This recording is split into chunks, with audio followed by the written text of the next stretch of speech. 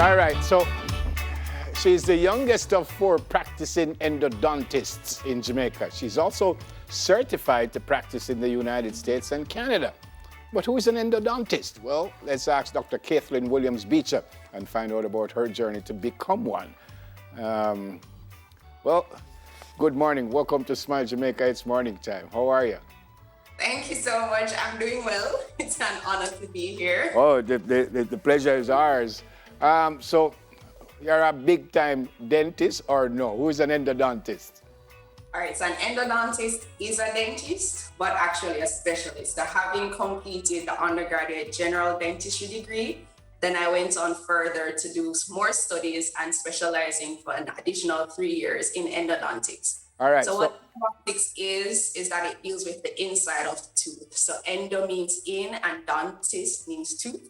So I work on the inside of the tooth. So I deal with the root canal treatments, that feared procedure that everyone runs away from. It included me. How long ago did you decide on this path and why? Well, I was a student. I did my general dentistry degree at UTech. Shout out to the UTech Knights from 2010 to 2015. While I was there, I was more into, seeing what my options are in terms of dentistry, because growing up where I came from, Brownstown, St. Anne, most times your experience with dentists was, you go and you take out your teeth. So when I started, the endodontics course, or started being introduced to that and seeing that there's an option in keeping your teeth when, a general filling might not be enough anymore, I became very fascinated, because I was like, hey, you don't always have to take out your tooth if you have a large cavity or if you're having a toothache, and extraction is not the only option. But given that I studied in Jamaica and I was one of the first in the graduating classes of any trained dentist here in Jamaica, there is no specialty program out here. So I liked endodontics, but I didn't really, look into it too much. So when I graduated in 2015, I decided to just, start working, keep my mind open, work as a general dentist and see what's happening. But I realized that the only time I was excited to go to work was when I had the opportunity to do a root canal treatment. And I was like, okay, I clearly need to look into this more and see what my options are, because I really enjoy the option of discussing with patients, that there's more to saving your tooth. You can keep this tooth, you can keep it for an extended period of time rather than just thinking of doing an extraction. So then after working for about a year, I looked into options and I applied to the University of Toronto and I got in, and I was in their MSc program from 2018 to last year, June. Okay, but even before the specialization, why medicine and why dentistry in the first place? Well, funnily enough, originally I wanted to be a physician. But then somewhere along the lines in sixth form, I was just like, I don't want to be a medical doctor anymore.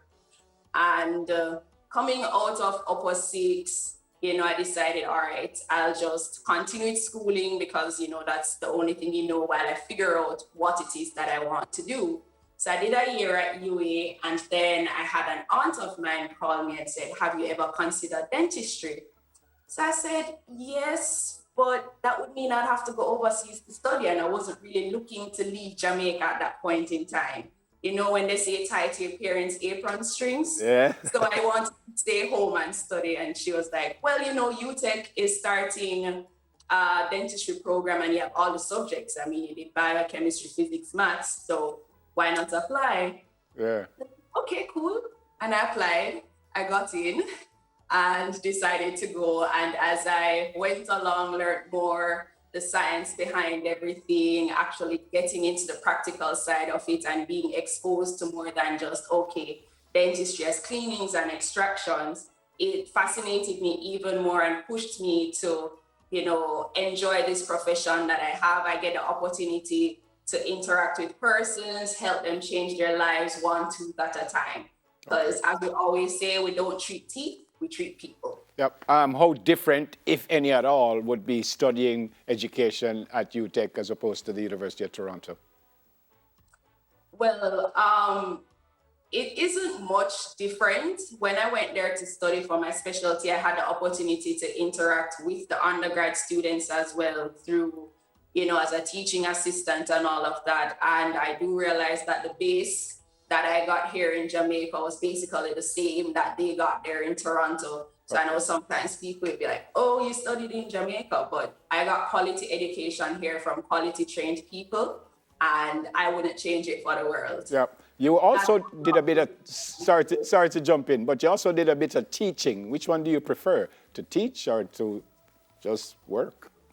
I like both, because on both aspects, you do get to teach.